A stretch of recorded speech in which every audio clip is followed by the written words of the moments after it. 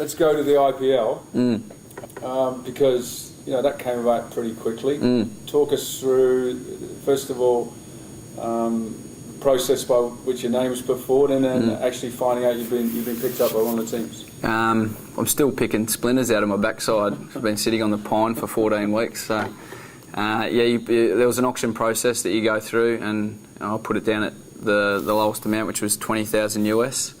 And look, I was quite happy with getting picked up. I mean, there's a lot of players that missed out there, and to have that experience was great. I got to work with Murali for 4 or 5 weeks. I won't lie that it was a testing experience because it was probably 2 weeks too long, and I was starting to get a little bit bored, and it was getting a little bit monotonous. So I mean, it wasn't all it's cracked up to be with all these parties and the life of being a cricketer. I saw the pressure that the guys are under who are paid more. I saw how owners and management can influence a team, and then the gelling of players from all different countries. It's a completely different dynamic than what I'm used to.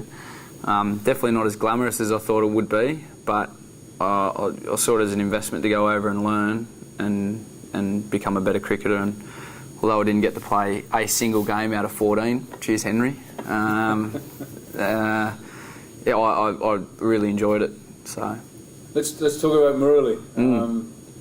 What's he like as a character? I know you spent quite a bit of time, and you sort of ended up doing quite a good impersonation of him, I think. Yeah, well, my bowling doesn't impersonate him too much, but no, he's an outstanding guy here.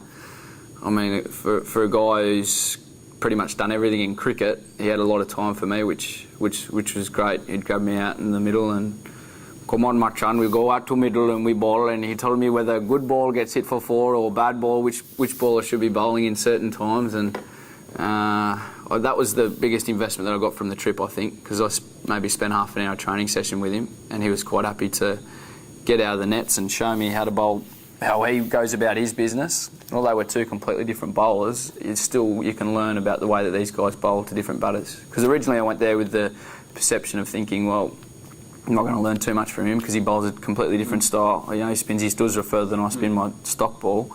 But then when I actually opened my mind up and went, right, well, what can I learn from him? It was amazing. And a few of the other guys commented. Brendan McCullum said, you can see the difference in your attitude of training and the way you're bowling, that he's having a good influence. So for me, that was well worth the trip over there.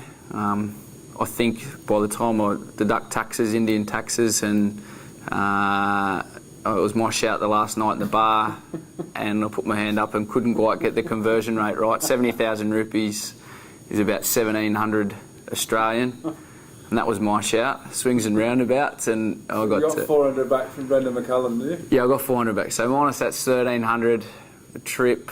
I bought some real dodgy pairs of Indian pants and clothes over there, so I think I'm going to come back on par with the cash. But it was a great investment, and I'll hopefully again next year, maybe if I have a good 12 months, I'll get more opportunity to play.